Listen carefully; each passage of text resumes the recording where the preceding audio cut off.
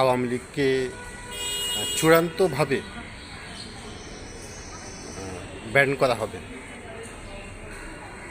বা আওয়ামী লীগের রাজনীতি বাতিল করা হবে। এখন এখানে একটা বিষয় মনে রাখা উচিত, বঙ্গবন্ধুকে হত্যা করা হয়েছে।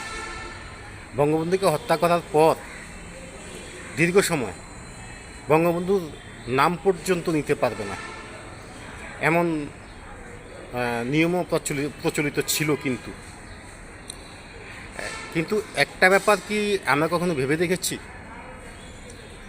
আপনি ব্যক্তিকে হত্যা করতে পারেন, সম্প্রদায়কে হত্যা করতে পারেন, কোনো আদর্শকে কি কখনো বিলুপ্ত করা গেছে?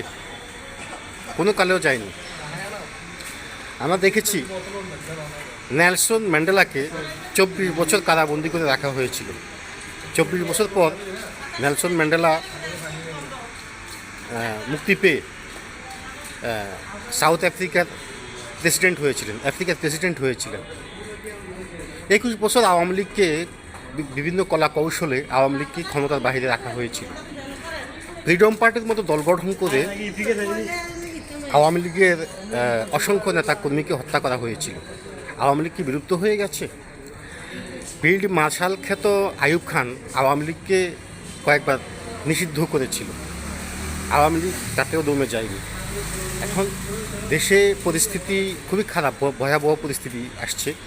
জ্বালানি তেলের সংকট তীব্র রূপ ধারণ করেছে। আমরা যারা বাইকার মোটরসাইকেল চালাই, আমরা জ্বালানি তেলের যে অভাব সেটি হাড়ে টের পাচ্ছি।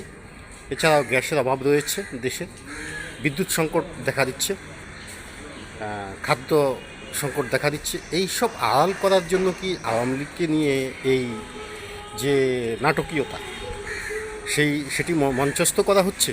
যদি তাই করা হয়ে থাকে, আমি একটি কথা স্মরণ করিয়ে দিতে চাই যে আপনি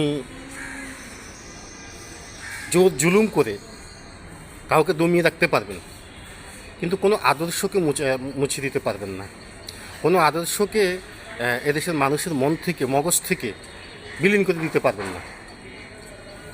নিষিদ্ধ করা যাবে, কিন্তু নিষিদ্ধ করা মানে আগুনে ঘি ঢালা, সেটা একটু মাথায় রাখবেন।